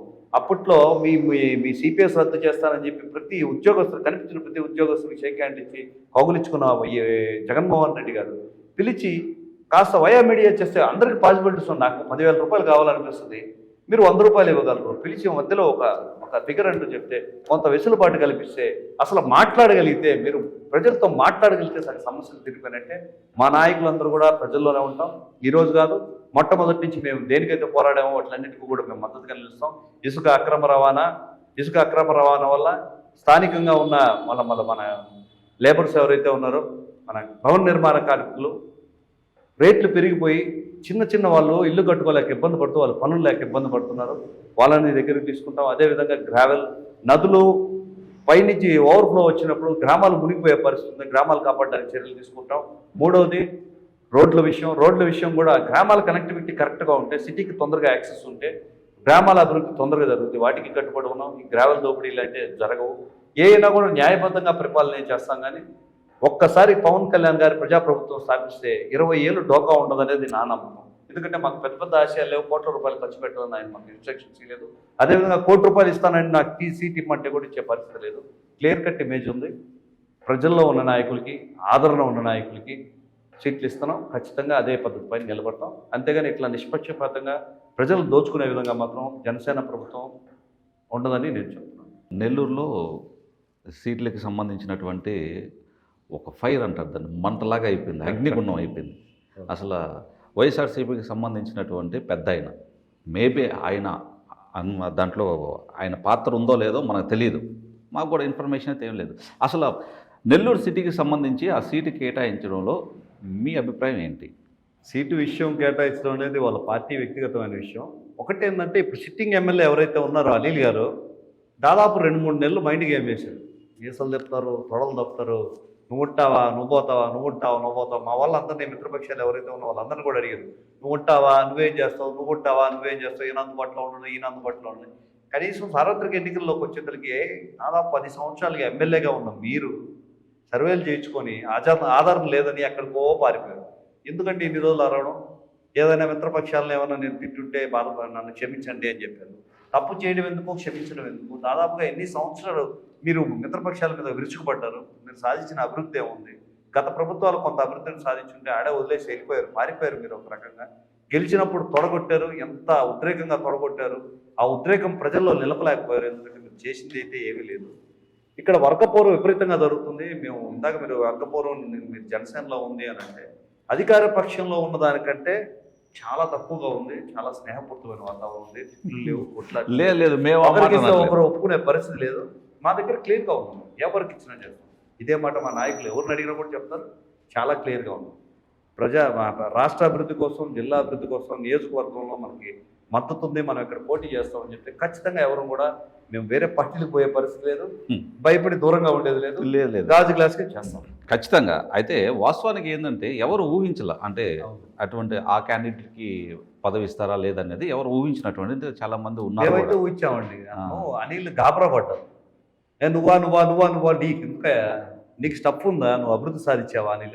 అనిల్ అభివృద్ధి సాధించుకుంటే ఖచ్చితంగా నువ్వు సిటీ ఎమ్మెల్యేగా పోటీ చేసావు. ఇప్పటికైనా మించిపోయేది లేదు. నా వాయిస్ తీసుకొని రా, నెల్లూరు సిటీలో నీ ఓటమి చూస్తు. నువ్వు ఓటమిని భరించలేక పారిపోయావని నేను జనసేన పార్టీ తరఫున ఓటమిని భరించలేక నెల్లూరు సిటీలో ఓడిపోతే బాగుండదు, ముఖం చూపించుకోలేదని పారిపోయావు, అంతేగా. ఆయన గెలిస్తే మీరేం చేయగలరు? రమ్మనండి, పోటీ చేయమనండి. ఏం ఛాలెంజ్ చేస్తున్నారు? వచ్చి పోటీ చేయమనండి. వచ్చి నేను నాకు ప్రజాధనం ఉందన్నారు కదా, గెలవమనండి. అతను గెలవలేక దూరం అయ్యాడు, ఖచ్చితంగా అభివృద్ధి చేయలేకపోయాడు. ఛాలెంజ్ పెద్ద పెద్ద అంత గట్టి నమ్మకం ఎందుకు కిషోర్ అన్న? అతను గెలవలేడనేటువంటి 2 times గెలిస్తే జనరల్ షాట్ ఏంటంటే ఈ వానాకాలంలో వానలు వస్తాయి, ఎండాకాలంలో ఎండలు వస్తాయి అన్నట్టు 2 times గెలిచి ప్రజలకు మనం ఏమైనా చేసుంటే ఆ నియోజకవర్గాన్ని నేనే వ్యాపారస్తున్నాండి. గాంధీ బొమ్మ సెంటర్లో వ్యాపారం చేస్తూ ఉన్నాను, పిఆర్సీలో షాప్ పెట్టాను. ఇటు 20,000 అమ్మాము, ఇటు 10,000 అమ్మాము. 10,000 అమ్మే కాడ పోతామా? 20,000 అమ్మే కాడే ఉంటాం కదా. ఈ సెంటర్ అని తెలుసు కదా నీకు. అభివృద్ధి, నీ షాపు, నీ గురించి గుడ్ విల్ ఇక్కడే ఉంటుంది కదా. నర్సరావుపేటలో ఏముంటుంది? నువ్వు వాడు ఏం చేసావు? 10 సంవత్సరాలు నువ్వు ఎక్స్పీరియన్స్, రాజకీయ ఎక్స్పీరియన్స్ ఉంది, ఇక్కడ నుండి చేయాలి కదా. ఎందుకు పంపించారంటారు నర్సరావుపేటకి? అదే కదండి, ఇక్కడ గెలవలేవనే వెళ్ళారు. మా వాళ్ళు అన్నారు కదా, నువ్వు పోటీ చేస్తావు, నువ్వు పోటీ చేస్తావు. నువ్వు పోటీ చేయట్లేదు. నీకు ఎంత 3 నెలల నుంచి అభద్రతా భావంతో నేను ఇక్కడ అని చెప్పేసి జంప్ వెళ్ళిపోయాడు. ఇప్పుడు ఇక్కడ నిన్ను నమ్ముకుని పనిచేసిన కార్యకర్తలకి కొద్దో గొప్ప 30 అన్నాను చూడండి, 30% ప్రజలకి ఎవరు ఆధారం? అదేవిధంగా మన పార్టీలో కూడా కేతం రెడ్డి, వినోద్ రెడ్డి విషయం మాట్లాడుకుంటే ఎందుకు ఆయన వెళ్ళిపోవాల్సి వచ్చిన పరిస్థితి ఎందుకు వచ్చింది? మా పార్టీ సిద్ధాంతాలు, మా పార్టీ ఆశయాలు వేరుగా ఉన్నాయి. మీకు పదే కూడా చెప్పాను. మా 4-5 ఇట్లా స్థానిక నాయకులు కనబడితే ఎవరికి సీట్ ఇచ్చినా కూడా పక్కన వాళ్ళు పోటీ చేయడానికి మేము రెడీగా ఉన్నాం. ఈరోజు కూడా సిటీ నుంచి నువ్వు పోటీ చేయని క్లియర్ ఇన్స్ట్రక్షన్స్ రాలేదు. మేము దానికి కట్టుబడి ఉన్నాం. రాజకీయాల్లో చాలా ఓపిక ఉండాలి. మా పర్టికులర్గా జనసేన పార్టీలో నేను మొన్న ఇందాక కూడా చెప్పినట్టు ఇన్స్టెంట్గా నేను కోట్లు పెట్టుకుంటాను, ఈ నియోజకవర్గం కావాలంటే ఇచ్చే పరిస్థితి పవన్ కళ్యాణ్ గారికి లేదు. నువ్వేం చేస్తున్నావు, నువ్వు ఎన్ని రోజు జెండా పట్టుకొని తిరుగున్నావు, నీకు ఎంత గుడ్ విల్ ఉంది అనేది చూసే పరిస్థితిలోనే ఉంది. లాస్ట్ టైం ఆయనకి ఎలక్షన్లో సీట్ ఇచ్చారు, ఆయన ఆ రోజు పరిస్థితిని బట్టి సంపాదించుకున్నారు. ఇవ్వరేమో అనే భయంతో తొందరపడ్డారు అని నేను అనుకుంటాను. తొందరపడి పక్క పార్టీలకు వెళ్ళి, అంతేగాని వ్యక్తిగత విభేదాలు ఏం లేవంటారా? వ్యక్తిగత విభేదాలు అందరికీ ఉన్నాయండి. అదే చెప్పాను కదా, ఈరోజు మీరు ఇందాక పారిపోయాడు ఒక అనిల్ కుమార్ గారు వెళ్ళిపోయారు అన్నారు. దీనికి కారణం ఎవరు అన్నారు? అట్లాంటి కొత్త మనస్పర్ధలు అయితే ఉన్నాయి, కానీ అంత తీవ్ర స్థాయిలో మాట్లాడైతే మరి పార్టీలు మారేంత పరిస్థితి అయితే పార్టీ మారాల్సి వచ్చినట్టు పరిస్థితి వచ్చింది. అదే విధంగా ఇక్కడ ఒక విషయం మనం చూసుకున్నట్లుగానైతే అదే కేతం రెడ్డికి సంబంధించి ఒకానొకప్పుడు వైఎస్సీపీ నాయకులు, డైరెక్ట్గానే చెప్తున్నా, వైసీపీ నాయకులు తెలిసిందే చాలా విధంగా కేసులు పెట్టారని, కొట్టించారని చెప్పి ఈ విధంగా కొంతవరకు వ్యక్తం చేశారనమాట చాలామంది. బట్ అదే వ్యక్తి మళ్ళీ వైసీపీలోకి వెళ్ళడం ఎంతవరకు కరెక్ట్గా ఉంది? అసలు ఏం జరుగుతుంది జనసేన పార్టీ? స్వల్పకాలిక ప్రయోజనాలు. మనిషి స్థిరంగా ఉండదు. రాజకీయాల్లో చాలా ఓపిక అవసరం. పెద్ద నాయకులు, ఈవెన్ జగన్మోహన్ రెడ్డిని సింహము, పులి, లైన్ అని అన్నోళ్ళందరూ, రాజశేఖర రెడ్డి గారు చాలాసార్లు ఓడిపోయి చాలా సంవత్సరాల తర్వాత ఒక నాయకుడిగా గుర్తింపు పొందాడు అనేది అందరికీ జగమైన సత్యం. దాన్ని రాజకీయ నాయకుడిగా మనకు ప్లాట్ఫామ్ వస్తుంది. నేను నా 4 సంవత్సరాలు పనిచేసిన తర్వాత నేను దాదాపుగా మా పవన్ కళ్యాణ్ గారికి జనసేన పార్టీకి అడిక్ట్ అయిపోయి 4 సంవత్సరాలు కళ్ళు మూసుకొని వారంలో 4 రోజులు ఉండేవాడిని. ఎప్పుడైతే ఎలక్షన్లు ఫేవర్ వచ్చిందో అప్పటి నుంచి నేను గమ్మున్నాను. ప్రతి వారంలో ఒక సమస్య, ఆ సమస్యని మనం ఏ విధంగా సాల్వ్ చేయగలం, దాన్ని పర్టికులర్ అధికారుల దృష్టికి తీసుకెళ్ళడం, సాల్వ్ అయితే అయింది, తర్వాత క్లోజ్ చేసుకోవడం, మళ్ళీ ఇంకో సమస్యకు పోవడం, ఆ సమస్య తీవ్రతైంది. ఇది ఎట్లా ఉండిందంటే, అన్న మా ఊర్లో ఈ సమస్య ఉంది, మీరు వచ్చి వాయిస్ ఇవ్వండి, అధికారులకు వెంట ఇవ్వండి అని చెప్పి మేము పరిచయం చేసి ఈరోజు నెల్లూరు జిల్లాలో 10వ క్లాస్ పాస్ అయిన 18 సంవత్సరాల యువత, నా ఊరికి రోడ్లు లేదు, నా ఊర్లో ఇసుక దోపిడీ జరుగుతుంది, మా ఊర్లో మీ లారీల వల్ల పెద్ద పెద్ద యంత్రాలు నా గుడిసెలు దెబ్బతింటున్నాయి, రావడానికి లేదని రోడ్ల మీదకి వచ్చారు, మేము నిజంగా ఇది సాధించింది గర్వంగా అని చెప్పుకోగలుగుతున్నాం. ఆ విధంగా పోవాలి. అది ప్లాట్ఫామ్. ఒకప్పుడు 18లో కిషోరు ఎవరికి తెలియకపోవచ్చు, ఎవరు ఎత్తున్నారని చూశారు. ఈరోజు 2024 దేవుడి దయ వల్ల మా పవన్ కళ్యాణ్ గారు ఇచ్చిన ప్లాట్ఫామ్ వల్ల, నా జనసేన పార్టీ వల్ల ఏ నియోజకవర్గాన్ని వెళ్ళినా వందలాది మంది నా తమ్ముళ్ళు నా ముందు ఉంటున్నారు, మా అన్న మా కోసం పోరాడుతున్నారు, పవన్ కళ్యాణ్ గారు ఏ ఆశయాలు ఏదైతే చెప్పారో వాటి మీద నిలబడ్డారని చెప్పి రేపటి రోజున పెద్ద నాయకుడిగా ఎదగడానికి ఎన్ని ప్లాట్ఫామ్స్ ఎంత టైం పడుతుంది అంటే మనం పర్టికులర్గా చెప్పలేం. ఆ టైం దాకా ఆగలేకపోవడమే కారణం అని చెప్పి మనం పార్టీలకు సంబంధించి ఎన్నో పొత్తులు విభేదాలు మాట్లాడుకుంటూ ఉన్నాం. జనసేన అండ్ టీడీపీ 2 వర్గాలు కలిసి ఇప్పుడు పోటీ చేయబోతున్నాయి. ఇది అలానే కంటిన్యూ అవుతుందా లేదా అనేది మీ పార్టీలు నిర్ణయిస్తాయి అనుకోండి, అది ఓకే. అసలు ఏంది నెల్లూరులో ఇటువంటి జనసేనకి టీడీపీకి సంబంధించి ఒక వర్గం చూస్తే ఏమో టీడీపీ జనసేన 2 కలిసి తిరుగుతున్నాయి, ఇంకొక వర్గం అయితే అసలు తిరగట్లేదు అనేటువంటి అభిప్రాయం వస్తుంది. ఇక్కడే ఇన్ని పొత్తులు ఉంటే రేపు ఎలక్షన్కి ఏ విధంగా ముందుకు వెళ్ళిపోతున్నారు అసలు? ఆ క్వశ్చన్ సమాధానం చెప్పే లోపల ఈ టీ తీసుకోండి. మా గాజు గ్లాసు జనసేన పార్టీని గుర్తు చేస్తూ, ఓకే, ఇందాకనే ప్రసన్న కుమార్ రెడ్డి గారి నియోజకవర్గంలో ఎప్పుడు ఆయన 6 పదులు దాటింది. ఆయనకి 6 పదులు దాటిన తర్వాత ప్రజలకు ఏం చేస్తాం, ఇన్నిసార్లు ఎమ్మెల్యే ఏం సాధిస్తాం అనేది లేకుండా ఎప్పుడు పెళ్లిళ్ళ గురించి మాట్లాడుతుంటారు. నిన్ననే సజెషన్ కూడా ఇచ్చాను, మ్యారేజ్ బ్యూరో పెట్టుకోండి సార్, ఎట్లా మీరు ఎమ్మెల్యేగా ఈసారి గెలవరు, ప్రజాదరణ లేదు, మ్యారేజ్ బ్యూరో పెట్టుకోండి. నిన్న బహిరంగ సమావేశాల్లో ఒక మహిళ మాట్లాడుతూ గాజు గ్లాసు బార్ షాపుల్లోనే ఉంటుంది అన్నారు. సామాన్య మానవుడికి అందుబాటులో టీ షాపుల్లో ఉంటుంది, టీ గాజు గ్లాసులోనే తాగుతారు. ఇది ఒకసారి తీసుకోండి. ఇది టీ తీసుకున్న తర్వాత మనం కొద్దిగా ప్రొలాంగ్ అవుతాం. ప్రశ్నకి ఆన్సర్ లేదు ఖచ్చితంగా. అందులో మీరు ప్రత్యేకంగా జనసేన పార్టీ, అందులో ఒక పవన్ కళ్యాణ్ గుర్తేసి మీరు ఇచ్చారనమాట. సో జనరల్గా పని చేసుకునేవాడు, ఓకే, కామన్ మ్యాన్, మధ్యతరగతి వాడు ఆకలి వేసినప్పుడు దాన్ని తప్పుకోవడానికో, సమస్యల గురించి రిలాక్స్ కావడానికో గాజు గ్లాసులో టీ తాగుతారు. మేడం వినండి, గాజు గ్లాసు మధ్యతరగతి పేద ప్రజలకి అందుబాటులో ఉంటుంది, మా గాజు గ్లాస్ కోటేమని చెప్పి తెలుసుకోవాలనే చెప్పండి. బార్ల విషయం మేము చెప్పట్లేదు, టీ గ్లాసే, ఈ గ్లాసులో మందే అవుతారు. బార్లోనే ఉండాల్సినంత అవసరం ఏముంది? అదే మేము ఇచ్చిన గ్లాస్ కూడా బార్ గ్లాస్ కాదు, కేవలం టీ గ్లాస్, గ్లాస్ అంతే. తర్వాత తెలుగుదేశంతో విషయం అయితే, తెలుగుదేశం జనసేన రెండింటికి మిత్రపక్షాలు బాగా కలిసి పనిచేస్తున్నాయి. సిటీ అయితే మొన్న 10 నియోజకవర్గాల్లో అందరూ ఒక సమీక్ష సమావేశం పెట్టుకున్నాం. చాలా ఫ్రెండ్లీ వాతావరణం మమ్మల్ని వారు ఇన్వైట్ చేయడం జరిగింది. పర్టికులర్గా నెల్లూరు సిటీ రోడ్లో సంబంధించిన సమావేశంలో అయితే మేము కలిసి వాళ్ళ కాడికి వెళ్ళినప్పుడు, సభకు వాళ్ళు ఆహ్వానించినప్పుడు వెళ్ళినప్పుడు చంద్రబాబు నాయుడు గారి బెయిల్ వచ్చింది. మీరు రావడం శుభసూచకం అని చెప్పి ఒక సోదర భావంతో ముందుకు సాగుతుంది. ఇద్దరం కలిసి ఈ పోరాటాలు, అంటే ప్రజల మీద ఏదైనా ఒత్తిళ్ళు ఉంటే ఇద్దరం కలిసి పోరాడతాం. కార్యకర్తను అన్యాయంగా ఎవడైనా లోపలేస్తే మన అందరం కూర్చుంటామని చెప్పి మీరు అన్న వర్గాలన్నీ కూడా ఆ రోజు అందరూ అక్కడే కూర్చున్నాం. తెలుగుదేశం సంబంధించిన, జనసేనకు సంబంధించిన వాళ్ళందరూ కూడా ఒక వేదిక మీద ఉన్నారు, అందరం కలిసి ఉన్నాం. ఎవరికి సీట్ ఇచ్చినా కూడా అందరం కలిసి ప్రయాణిస్తాం. ఓకే, ఎన్ని సీట్లు వస్తాయని మీ అభిప్రాయం సార్? జనసేనకి అదేవిధంగా టీడీపీకి రెండింటి కలిపి, అంటే విడివిడిగా ఏం లేదు, అంటే ప్రయాణిస్తున్నారు కాబట్టి. అది మేజర్ పెద్ద పార్టీ కాబట్టి కొన్ని వాళ్ళకి ఎక్కువ రావచ్చు. ఇన్ని అనేది మాకు ఇంకా క్లారిటీ రాలేదు. 4 సర్వేలు జరుగుతున్నాయి. 4 సర్వేలు ఎవరికి ఇస్తే, ఏ అభ్యర్థికి ఇస్తే, ఏ పార్టీకి ఇస్తే అని జరుగుతున్నాయి. అవి అధ్యక్షులు నిర్ణయించాల్సింది. ఓకే, బట్ ఎన్ని సీట్లు రాగలవు అని మీ అభిప్రాయం? సీట్లు అంటే రేపు ఎలక్షన్స్కి సంబంధించి ఇంకా 5 రోజులు అండి, 5-6 రోజులు వచ్చేస్తున్నాయి. 14వ తేదీ తెలుగుదేశం జనసేన కలిసి ఉమ్మడిగా ఇన్ని రోజులు టెంప్ట్ చేశారు 3 నెలల నుంచి, మీకా మీకా మీకా మీకా అని. ఎన్ని సీట్లు అయితే వీళ్ళకి, ఎందుకంటే వీళ్ళు కార్యాచరణ చూసుకోకుండా తెలుగుదేశంకి ఎన్ని, జనసేనకి ఎన్ని, జనసేన టీడీపీతో కలుస్తుంది, జనసేన టీడీపీతో కలుస్తుంది, ఇదే బాధ అయిపోయింది. లాస్ట్లో ఇంకా వీళ్ళు పడేటట్లేరు, వీళ్ళ మధ్య గొడవలు వచ్చేటట్లేవు అని చెప్పి 62 సిట్టింగ్ ఎమ్మెల్యేలు మార్చుకుంది వైఎస్ఆర్సీపీ ఎమ్మెల్యే. నిజంగా ప్రజాదరణ ఉంటే పరిపాలించిన ఎమ్మెల్యేలు మార్చుకోవాల్సిన దుస్థితి వైఎస్ఆర్సీపీ. నాకు తెలిసి ఆంధ్రప్రదేశ్లో ఇది ఫస్ట్ టైం ఫస్ట్ టైం ఎక్కడ కూడా, నా వయసు చాలా చిన్నది కాబట్టి నాకు తెలిసి ఎక్కడ కూడా ఫస్ట్ టైం అండి. 175 నియోజకవర్గాల్లో 151 వచ్చిందని గర్వంగా చెప్పుకునే మీరు సిట్టింగ్ ఎమ్మెల్యేని మార్చడానికి సిద్ధం అని మాత్రమే బ్యానర్లు కట్టారు.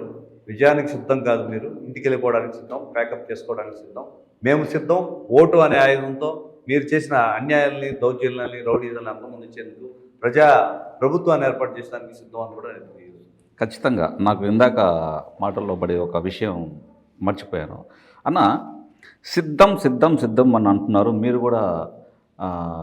మేము సిద్ధం, మేము కయ్యానికి కాలు దూవుతున్నాం అన్నట్టు మీరు ప్రవర్తిస్తూ ఉన్నారు. వాళ్ళు సిద్ధం అని వాళ్ళు ప్రవర్తిస్తూ ఉన్నారు. ఒక్కొక్క పార్టీ ఒక్కొక్క విధంగా. అసలు సిద్ధం అనే దానికి అర్థం ఏంటి? చెప్పండి కదా సార్, వైఎస్ఆర్సీపీ సిద్ధం సిట్టింగ్ ఎమ్మెల్యేని మార్చి ఎవరికి సిద్ధం అని నా క్వశ్చన్ అనమాట. అంటే మీరు ఒక జనసేన పార్టీగా మిమ్మల్ని నేను అడుగుతున్నాను. అది యాక్చువల్లీ ఇది వైఎస్ఆర్సీపీని కూడా అడిగేటువంటి క్వశ్చన్. నేను ఖచ్చితంగా కూడా వైఎస్ఆర్సీపీ ఒక అభ్యర్థిని అయితే ఈ క్వశ్చన్ అడుగుతాను.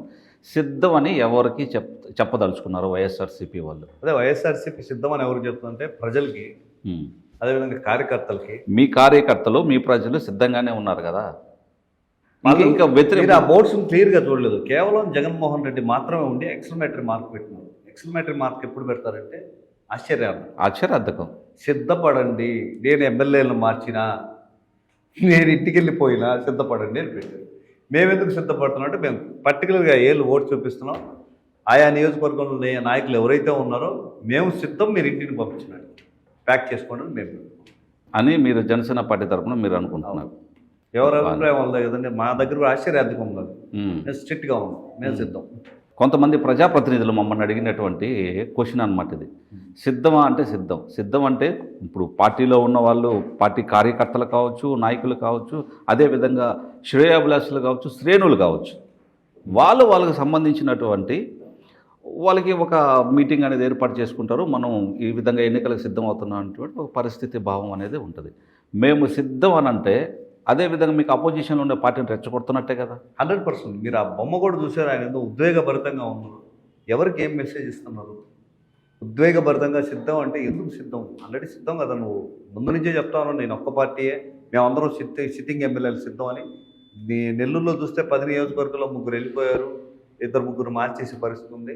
సిద్ధం అని ఎవరికి అంత భావోద్వేగంతో చెప్తున్నారో అర్థం కావట్లేదు. మేమైతే కూల్గా చెప్తున్నాం, మా సీట్లు మేము సిద్ధం చేస్తున్నాం.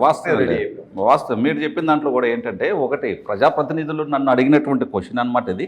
కాకపోతే అక్కడ కూడా ఖచ్చితంగా అడుగుతాను. అయితే అక్కడ క్వశ్చన్ మార్క్ అని పెట్టుంటే కన్ఫామ్గా మనం చేసుకున్నాం. ఆశ్చర్యార్థకం పెట్టారు కాబట్టి ఆశ్చర్యంగా ఉండాలి. ఎన్నికల వేళల్లో నాయకుడు అనేవాడు చాలా సున్నితంగా నమస్కారం పెట్టి నాకు ఓట్లు వేయండి అని అడిగాను. నేను ఇప్పుడు దాకా నాకు 40 సెంట్లు ఉంటే ఇప్పుడు దాకా ఎన్నికల వేళలో చూసిన పోస్టర్ ఏది కూడా ఇట్లే ఉంది. సవినయంగా దండం పెట్టి అమ్మ నన్ను ఆదరించింది, నేను పలానా పని చేశాను. ఉద్వేగభరితంగా యాంగ్రీగా చూస్తూ ఉన్నాడు. ఈసారి మీరు అవకాశం ఇచ్చారంటే సిద్ధమైపోండి, చాప్టర్ క్లోజ్ అంతే. ఆ సిద్ధానికి సంబంధించి మీరు ఇచ్చే ఆన్సర్ ఏంటి? మళ్ళీ గెలిపించారంటే మిమ్మల్ని దోచుకోవడానికి సిద్ధం. అదేవిధంగా మేము గెలిపించలేకపోతే ఇంటికి వెళ్ళడానికి సిద్ధం. 175లో 62 మార్చేసాం, ఆల్రెడీ అందరిని పంపించేసాం, మొహాలు చూపించుకోలేని వాళ్ళందరినీ పంపించేసాం. మేము ఇంటికి వెళ్ళేదానికి సిద్ధం అనేది మేము అర్థం చేసుకుంటాం. ఎప్పుడైతే సిట్టింగ్ ఎమ్మెల్యేని మార్చారో ఆ రోజే వాళ్ళు ఓడిపోయారు. 62 స్థానాలు ఓడిపోతున్నట్టు మేము భావిస్తాం. ఎక్కడో సంబంధం లేని వ్యక్తుల్ని ఎమ్మెల్యేగా ఒక డివిజన్ స్థాయిలో కూడా పనిచేస్తున్న నాయకులను తీసుకొచ్చి ఈరోజు ఎమ్మెల్యే స్థాయి ఉన్నట్టు ఎందుకు కల్పిస్తున్నాను? దానికి ప్రత్యేకత ఏంది అని తెలియజేయాలి. ఇప్పుడు నాకు ఇచ్చారంటే, ఇప్పుడు నాకు జనసేన పార్టీ తరఫున 4 అభ్యర్థులు ఉన్నారు. కొన్ని క్వాలిటీస్ ఉంటాయి, ఆర్థికంగా ఉంది, లేకపోతే ఇతను రిలేషన్స్ బాగుంది, ఇతను ప్రజాదరణ ఉంది. ఎవరికి ఏ ప్రాతిపదికన ఇస్తున్నారో తెలియలేకుండా పిచ్చి పిచ్చి బిహేవియర్తో ఉన్నారు. మార్చొచ్చు కూడా నేను అనుకుంటున్నాను. మైండ్ గేమ్ ఆడుతున్నారు. నేను కుల ప్రాతిపదికన, మత ప్రాతిపదికన ఏదో డైవర్షన్ పాలిటిక్స్ అయితే చేస్తున్నారు. కానీ స్ట్రైట్గా నా అభ్యర్థి ఇంత మేలు చేస్తున్నారు కాబట్టి నాకే ఇండియనే సిద్ధంగా లేరు వైఎస్ఆర్సీపీ పార్టీ. ఖచ్చితంగా. అయితే ఇందాక మీరు అన్నట్టు సిటీలో 2 సీట్లు ఇచ్చేటువంటి అవకాశం ఉందని కూడా అన్నారు. అయితే అది ఎవరికి ఇవ్వచ్చని మీ అభిప్రాయం? అది ఇంకా చెప్పలేదు. 4-5 నాయకులు ఉన్నారు జిల్లాకు సంబంధించింది. మీ అభిప్రాయం అంటే నాకైతే పర్టికులర్గా ఏం తెలియలేదు. అంటే పైనుంచి వచ్చేదాకా మనం చెప్పకూడదు. ప్రతి ఒక్కరు ఆశావాది. నేను కూడా కోరుకుంటున్నాను, నాకు కూడా రావాలి అన్న ఇచ్చి పోటీ చేస్తామని అడిగితే నేను సిద్ధంగా. ఎవరి పాటి వాళ్ళు అట్లా సిద్ధంగా. ఎవరికి ఇచ్చిన సీట్ అనేది ఎవరికి ఇచ్చినా మీరు అంతా కలిసి ప్యారలల్గా అందరం చేస్తాం. అందరి మాట ఒకటే. మా నలుగురు ఐదుగురు పెద్ద నాయకులు ఎవరైతే ఉన్నారో వాళ్ళందరినీ అడగండి. ఎవరికి ఇచ్చినా కూడా, ఒకవేళ ఒకే నియోజకవర్గంలో ఇచ్చినా కూడా మేము జనసేన పార్టీకి చేస్తేనే మా ఆత్మాభిమానం హ్యాపీ అవుతుంది. ఇప్పుడు దాకా జనసేన పార్టీలో ఉన్నటువంటి జన సైనికులకి సంబంధించినటువంటి క్వశ్చన్ ఇది మళ్ళీ మళ్ళీ రిపీట్ చేస్తున్నాను. 2 వర్గాలని చెప్పి జిల్లాలో జరుగుతున్నాయని చెప్పి ప్రజా పోరైతే వినిపిస్తుంది, అది మీకు తెలిసిందే. కాకపోతే రేపటి రోజున ఏ సీట్లు ప్రకటించినా మీరందరూ కలిసికట్టుగా వెళ్ళేటువంటి అవకాశం ఉందా లేదని చెప్పి నేను ఇంటర్వ్యూకి వచ్చే ముందు కొంతమంది నన్ను అడిగి పంపించారు. పదే చెప్తున్నానండి. నేను కూడా ఇప్పుడు నేను 4వసారి చెప్పాను. మా వర్గంలో నలుగురిని ఎవరిని అడిగినా కూడా, నలుగురిని ఒక చోట కూర్చోబెట్టినా కూడా మీరు అట్లా వేదిక ఒకటి ఏర్పాటు చేస్తాం త్వరలో 14వ తేదీ తర్వాత. జనసేన పార్టీ తరఫున నాయకులందరూ కూడా వచ్చి మీకు ఆ విషయం స్వచ్ఛందంగా ప్రకటిస్తారు. పార్టీల మీద అపనమ్మకాలు వద్దు. జనసేన పార్టీ మీద ఎవరైతే నాయకులు ఉన్నామో నేను కూడా చెప్తున్నాను, నా వంతు నేను కూడా వాళ్ళ దగ్గర కూర్చొని మాట్లాడి పనిచేసే పరిస్థితి ఉంది. ఈ భావం అందరిలో ఉంది. ఇక్కడ మాకు హీరో పవన్ కళ్యాణ్ గారు, ఆయన లక్ష్యాలు, జనసేన పార్టీ ఆశయాలు గొప్పవి. వాటి కోసం మేము కట్టుబడి ఉన్నాం. ఈ 5 సంవత్సరాలు కాదు, మరో 10 సంవత్సరాలు కూడా వెయిట్ చేసి ఆయన మమ్మల్ని నాయకుడిగా చేసేదాన్ని కూడా చేసేవారు కూడా మేము సిద్ధం. అదేవిధంగా టీడీపీ ప్లస్ జనసేన 2 కలిసి ఖచ్చితంగా వెళ్తాయని చెప్పి అనుకుంటున్నారా? అందరూ టీడీపీకి సంబంధించిన నాయకులు కూడా మీకు సపోర్ట్ చేస్తున్నారు ఇప్పుడు ప్రస్తుతానికి? చేస్తున్నాను, తప్పకుండా చేస్తున్నాను.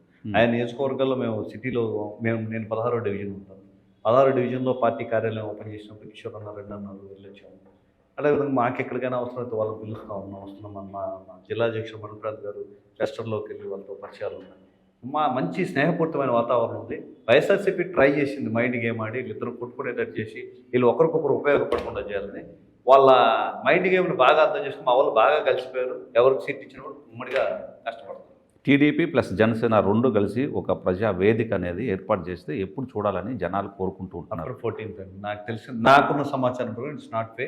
14వ తేదీ 175 స్థానాలకు సంబంధించిన సమాచారంతో ఇరు పార్టీల అధ్యక్షులు ఒక పెద్ద వేదికగా ఉభయ గోదావరి జిల్లాలో ఒక పెద్ద వేదికగా ఇది ప్రకటించిన తర్వాత ప్రతి నియోజకవర్గంలో కూడా ఉమ్మడి సమావేశాలు జరుగుతాయి. ఆల్రెడీ మాకు సమీక్ష సమావేశాలు ఉమ్మడిగా జరుగుతున్నాయి, కానీ ప్రత్యక్షంగా వార్డుకు సంబంధించి, డివిజన్కి సంబంధించి, నియోజకవర్గానికి సంబంధించి దేనిపాటికి అది 14 నుంచి ఇంకా స్టార్ట్ అయ్యారు. రింగ్ రియాజ్ ఒక అతను ఉన్నాడు, జనసేన పార్టీలో చేరతా అని చెప్పి వచ్చాడు, కండవ కప్పించుకున్నాడు. అదేవిధంగా ఎలక్షన్లో పోటీ చేస్తానని తిరిగాడు. ఆ రోజుల్లో కూడా మద్దతు ఇచ్చిన వ్యక్తులు మీరే, దగ్గర తీసినటువంటి వ్యక్తి. ఈరోజు ఏమైంది? ఎందుకు వెళ్ళిపోవాల్సి వచ్చిన పరిస్థితి? ఆర్థిక ప్రయోజనాలు అండి, అంతే. ఆర్థిక ప్రయోజనాలు ఇంకా అంతకంటే ఏం లేదు. యాక్చువల్గా ఆ పిల్లడు నెల్లూరు నుంచి, గాంధీనగర్ నుంచే ఉండేవాడు. నా కిషోర్ అన్న ఆర్థిక పరిస్థితి అంటున్నారు, నేను డైరెక్ట్గా ఒక మాట ప్రయోజనాలు ఓకే, ఆర్థిక ప్రయోజనాలు. అదే ప్రయోజనాలు ఒకానొకప్పుడు కనీసం హోటల్లో అన్నం తిన్నగానే బిల్లు మీకు పంపించేవారు, మా పర్సనల్గా తెలుసు. ప్రచారానికి వెళ్ళినప్పుడు కూడా ప్రచారానికి సంబంధించినటువంటి ప్రతి ఒక్కరు కూడా మీతో డిస్కస్ చేస్తారని మీరు చూసుకునేవారు. ఈరోజు మీరు చూసుకోరా? ఉంటే ఎందుకు చూసుకోండి, తప్పు. మరి వెళ్ళాల్సినంత అవసరం ఏమొచ్చింది? అదే అండి, స్వల్పకాలిక ప్రయోజనాలు. అంటే ఒక ఆశయం కోసం దాన్ని మనం ప్లాట్ఫామ్ మీద తీసుకెళ్ళాలంటే చాలా ఒప్పుకుంటాం. నా చుట్టూ ఈరోజు కుల మతాలకు అతీతంగా నేను 50% మా అన్న కళ్యాణ్ గారి ఆశయాలు ముందుకు తీసుకెళ్తున్నాను అనుకుంటున్నాను. నా చుట్టూ ఒక కులానికి సంబంధించిన, ఒక మతానికి సంబంధించిన పిల్లలు లేరు. హేమచంద్ర యాదవ్, ప్రశాంత్ గౌడ్, షాజహాన్, మౌనిషస్, చిన్నరాజా, తమిళని, ఇట్లా 5-6 వర్గాలు, అన్ని వర్గాలు నాతో ఉన్నారు. ఎవరికి కూడా ఆ పూట భోజనం కూడా అన్నకు బడ్డన అవుతాయని దూరం వెళ్ళిపోయే పరిస్థితి. వీళ్ళందరినీ మీరు ఏం చేసినా కూడా జనసేన పార్టీ నుంచి తీసుకెళ్లారు, మా ఆశయాల నుంచి దూరం చేయరు. ఈ ఆశయాలకు దూరంగా ఒక 10 రూపాయలు వస్తే నేను స్థిరపడతాను, ఒక 10 రూపాయలు వస్తే నేను లాభపడతాను అనుకునే వాళ్ళే ఈ మధ్యలో స్ప్లిట్ అవుతారు, కానీ అంతకంటే ఏం లేదు. ఆ రోజు కూడా మేము అతని పరిస్థితి బాగాలేకపోయినా పాంప్లెట్స్ అన్ని కూడా మన పార్టీ తరఫున నేనైతే కొంతమంది ఉన్నారు, దాదాపుగా ఆ రోజు 28 మంది పోటీ చేస్తే మేము ఆర్థికంగా కొంత చేసాము. నాయకుడు అవడానికి, ఆర్థికంగా లబ్ధి పొందడానికి చాలా డిఫరెన్స్ ఉంది. ఆర్థికంగా లబ్ధి కోసమే ఈ పని చేస్తుంటారని నేను అనుకుంటున్నాను. జనాభా అనుకోవడం ఏమనుకుంటున్నారంటే, మాతో డిస్కస్ చేసింది జనసేన పార్టీలో వాళ్ళు ఇతను గుర్తించట్లేదంట, అతనికి ఎన్నో అవమానాలు, ఆరోపణలు ఎదురవుతున్నాయంట. సో అందుకని నేను వెళ్ళిపోతున్నాను, నాకు ఇక్కడ ఇది లేదన్నట్టు. అదే తప్పు. కానీ అదే యాక్చువల్గా కొంత బిజీ అయ్యాడు. నాకు కూడా హ్యాపీ. నిన్న జానీ మాస్టర్ కూడా చెప్పినా, నువ్వు ఎక్కడున్నా బాగుండాలరా, మేము ఇదే చెప్తాం. అంటే అతనికి మీరు చెప్పారు కదా, కాడి నుంచి ఈరోజు సెట్ అయిపోయాడు, వెల్ సెట్, హ్యాపీగా ఉండాలి. అంతేగాని వాళ్ళు నన్ను చూడలేదు, వీళ్ళు ఎవరు ఎందుకు చూస్తారు? పవన్ కళ్యాణ్ గారిని ఈరోజు నచ్చే ప్రతి యువత కూడా, ఈరోజు నేను మొన్న సభ పెడితే 1000 మంది జనాభా వచ్చారు. బీరు లేదు, బిర్యానీ లేదు, 100 రూపాయల డబ్బులు లేవు. కేవలం ఆడకొచ్చి జనసేన జనసేన అరుస్తున్నారు. జనసేన తరఫున ఎవరు నాయకులు కనపడితే వాళ్ళ మీద అరుస్తారు. అది ప్రేమ. వాళ్ళు మన తరం మారాలి అనుకుంటున్నారు. న్యాయం జరగాలి ప్రజలకు అనుకుంటున్నాం. వాళ్ళందరూ కూడా ఎక్కడికి పోరు. ఇప్పుడు వినోద్ గారు వెళ్ళిపోయినా, ఇంకొకరు వెళ్ళిపోయినా who is the leader of Janasena వాళ్ళతో పార్టిసిపేట్ చేయడానికి సిద్ధంగా ఉన్నాం. ఖచ్చితంగా ఉంటుంది. ఎందుకంటే ఒక పార్టీ అనేది ఒక స్థాపించిన తర్వాత దాంట్లో లోటుపాట్లు అనేవి చాలా ఉంటాయి. సో అనుసంధానంలో వెళ్ళి ఒక మార్గాన్ని గమ్యాన్ని చేరే వ్యక్తిత్వమే దానికి సంబంధించినటువంటి ఒక పిల్లర్ అంటారు దాన్ని. సో ఓకే, ఎనీహో మొత్తానికి మీరు బంగారు బాట వేసుకున్నారు. ఆ బాటలో మీరు మీ ప్రయాణం కానీ నిర్ణయించుకొని మీరు వెళ్తూ ఉన్నారు. సో మా సువర్ణ మీడియా తరఫున మీకు మరొకసారి కంగ్రాచులేషన్ తెలియజేస్తున్నాం. అదేవిధంగా రాబోయే ఎన్నికల్లో కావచ్చు, మీకున్నటువంటి ప్రజల్లో నమ్మకాలు కావచ్చు, ఇవన్నీ కూడా ప్రతి ఒక్క పేదవాడికి మీరు ఉపయోగపడతారు. అన్ని విద్య కానీ వైద్యాన్ని కానీ ముందు తీసుకొచ్చేలాగా మీ జనసేన పార్టీ ఉపయోగపడుతుందని చెప్పి ప్రజల తరపున మా సువర్ణ మీడియా మరొకసారి కృతజ్ఞతలు తెలియజేస్తూ ఇంత చక్కటి అవకాశాన్ని మాకు టైం కేటాయించినందుకు థ్యాంక్ యూ సో మచ్. నమస్తే.